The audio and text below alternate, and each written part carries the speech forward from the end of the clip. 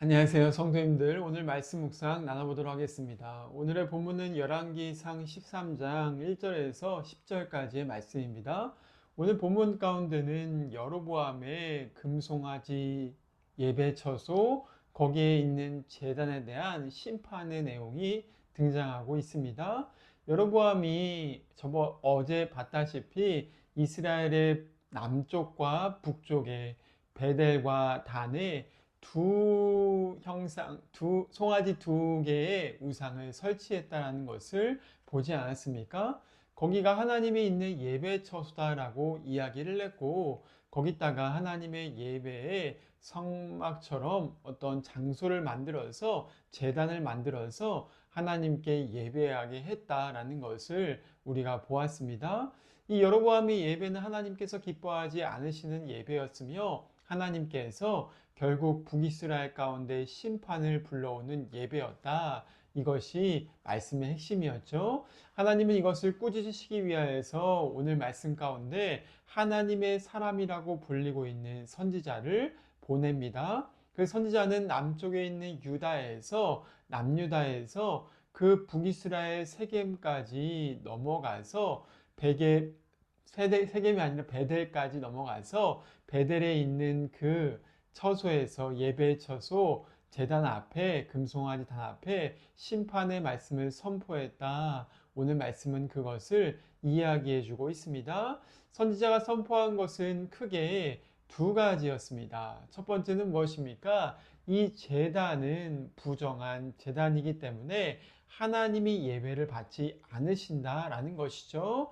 이 제단이 왜 부정한 제단인가? 바로 이 황소의 욕망, 이스라엘 백성들의 금송아지의 욕망이 투영되어서 하나님을 예배하는 것이 아니라 자기 자신의 그러한 성공과 또한 자기 자신의 돈을 위한 욕망을 담고서 예배하고 있었기 때문에 부정한 제단이라는 것을 보여줬던 것이죠.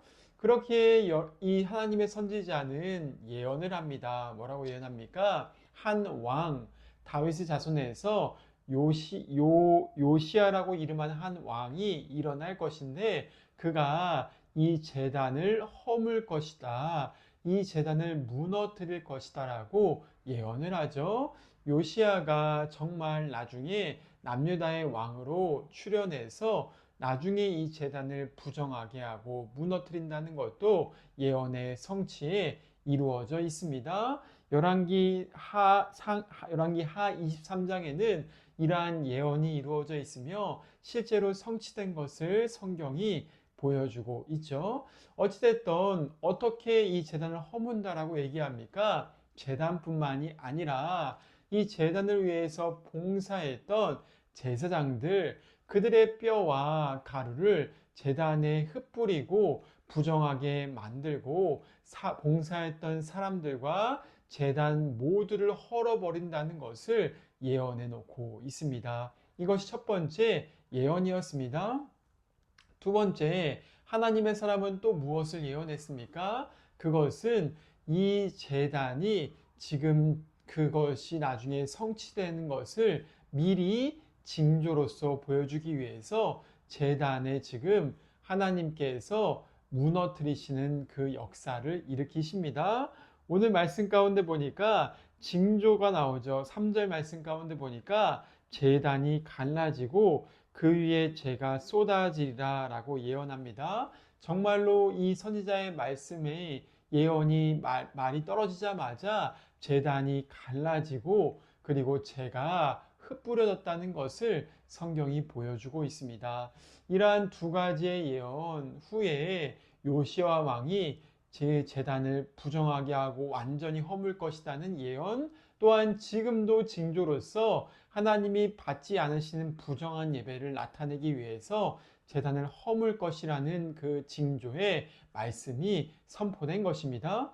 이 말씀을 누가 좋아하지 않았습니까? 당연히 그 예배 처소에서 예배하고 있던 여로보암이 좋아하지 않았죠. 여로보암이 어떻게 했습니까? 손을 피면서 자기의 신하들과 군대들에게 명령합니다. 저 선지자 저 놈을 잡아라라고 그렇게 명령하죠. 그런데 어떤 일이 일어났습니까? 그 여로보암 왕이 편 손이 어떻게 되었냐? 손이 말라서 더 이상 손을 펼 수가 없고 움직일 수가 없게 되었다라고 오늘 말씀에는 그 심판이 담겨 있는 것이죠. 여로보암 왕은 굉장히 당황했을 것입니다. 왕으로서 오른손은 힘과 권위를 상징하지 않습니까? 이 힘과 권위가 사라진 것입니다. 갑작스럽게 하나님의 사람을 대항하자 자기가 할 수 있는 그 명령을 내리는 힘과 권위가 사라졌다. 오늘 말씀은 그것을 보여주고 있죠. 그때 여로보암이 선지자에게 말합니다. 나를 위해서 좀 기도해 달라. 이 마른 손을 위해서 기도해 달라고 부탁을 합니다. 그때 예언을 했던 하나님의 사람이 여로보암을 위해서 기도하자 다시 놀랍게 이 손이 펴지고 성하여졌다라고 말하고 있는 것입니다. 그만큼 하나님의 사람의 말씀과 예언에 권위가 있다는 것을 보여주는 것이죠. 왕 또한 하나님의 말씀의 권위 앞에 아무것도 할 수 없는 미천한 존재, 미약한 존재에 불과하다는 것을 또 보여주고 있는 것입니다. 위정자들과 사람의 권위가 아무리 높을지라도 하나님의 말씀과 하나님의 법의 권위보다 높지 않은 피조물에 불과하다. 오늘 말씀은 그것을 우리에게 일러주고 있습니다. 또한 이 말씀을 통하여서 또 한 가지의 사건이 등장합니다. 무슨 사건입니까? 치료를 받은 여로보암 왕이 선지자에게 이렇게 말합니다. 선지자에게 말하기를 우리 왕궁, 내 왕궁으로 가서 하룻밤을 머무시고 또 음식을 먹으시면 좋겠습니다라고 그렇게 말하죠.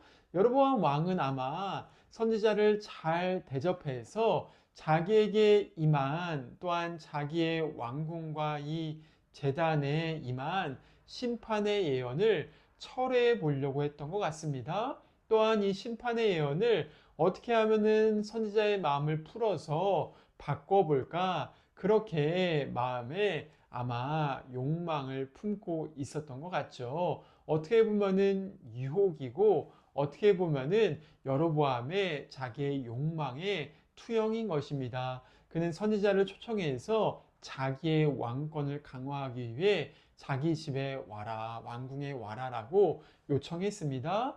그러자 선지자가 뭐라고 합니까? 오늘 말씀 가운데 보니까 7절, 8절 말씀 가운데 왕의 집의 절반을 내게 준다고 할지라도 왕과 함께 들어가지 않겠다. 이곳에서 떡도 먹지 않고 물도 마시지 않겠다라고 단칼에 거절해 버립니다.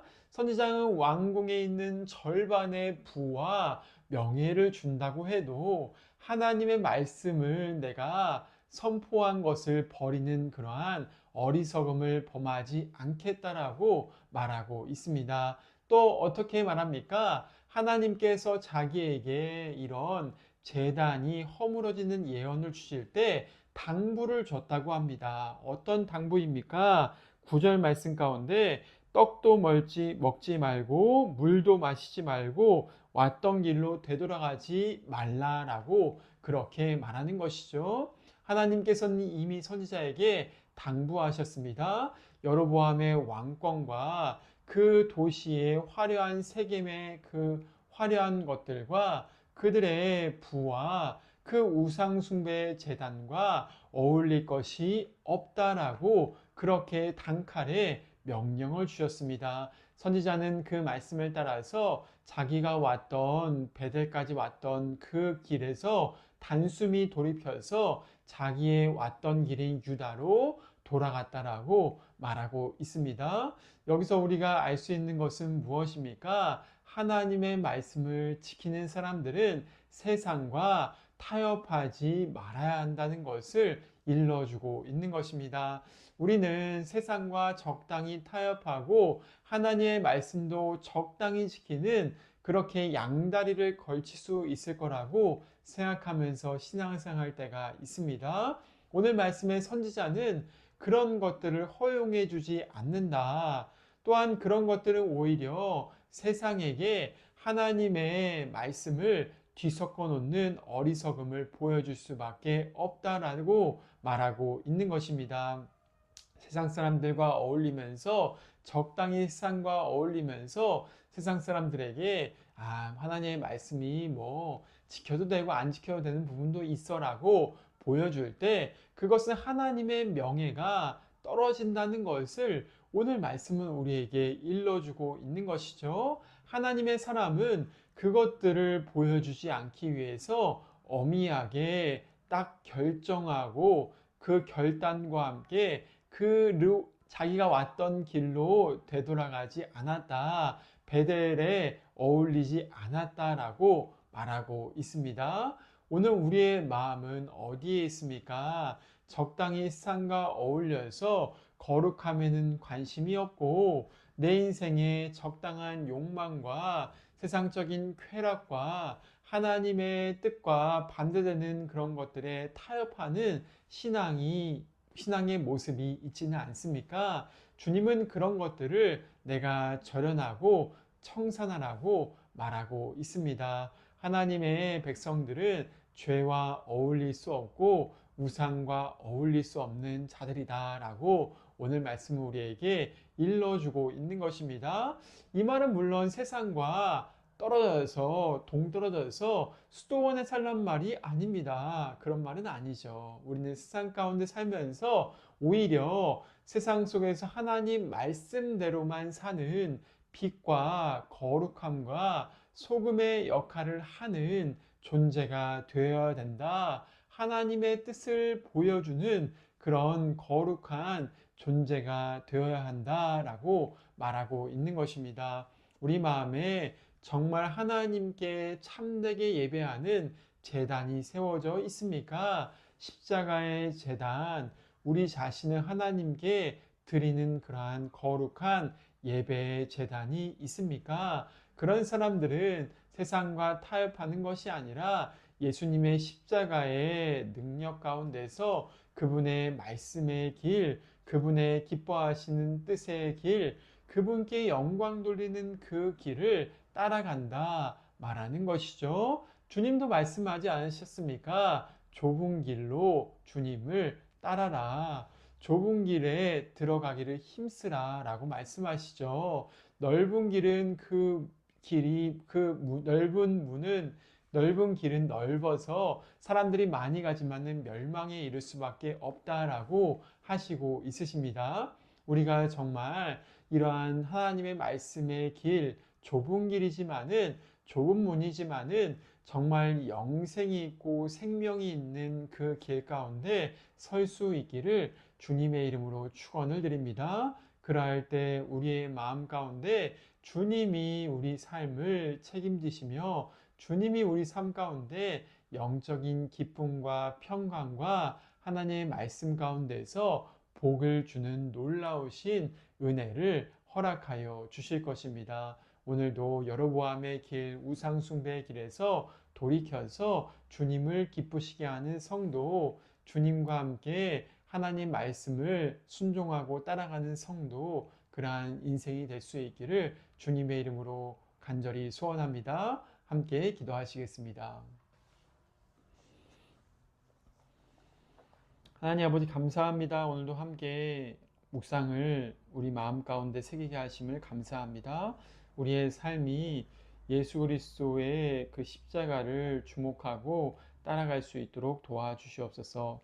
마음 가운데 십자가의 제단이 세워져서 주님의 말씀, 사랑과 겸손과 나눔과 하나님의 의를 따라가고 순종하는 복된 백성이 되기를 기도합니다.